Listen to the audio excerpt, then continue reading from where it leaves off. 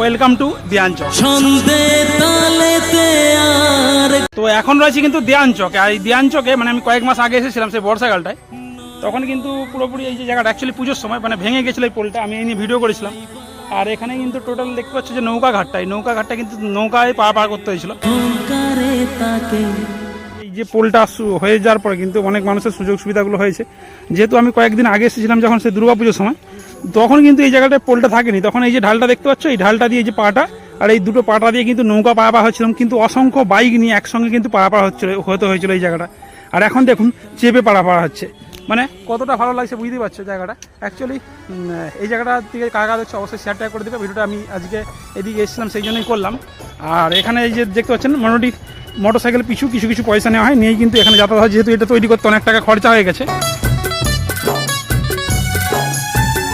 তো এই জায়গায় পোলটা হয়ে গেছে, খুব ভালো লাগছে। যাই হোক, এখানে দাদারাই কিন্তু এই পোলটাকে সুন্দরভাবে বানিয়ে দিয়েছে। আর এই পোলটা জাস্ট দিওয়াঞ্চক এই জায়গাটা মানে নানাজল আমনাড়া থেকে আসার পথেই কিন্তু রাধানগর যে যাবো আমরা, ঘাটালের রাধানগর, সেই রাধানগর যাওয়ারই রাস্তা এটা। তোমাদেরকে আমি দেখাচ্ছি পোলটা কত সুন্দরভাবে তৈরি হয়েছে।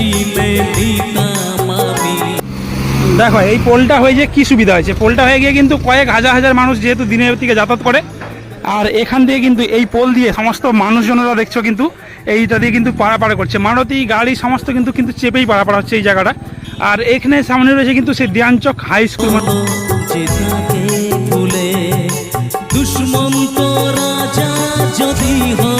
আর এখানে কিন্তু সেই টোটাল যে রাস্তাটা, ওই রাস্তা থেকে কিন্তু এই যে জায়গাটা, এটা কোন নদী আমার ঠিক জানা নেই, যদি কেউ জেনে থাকো অবশ্যই কিন্তু কমেন্ট করে জানাবে।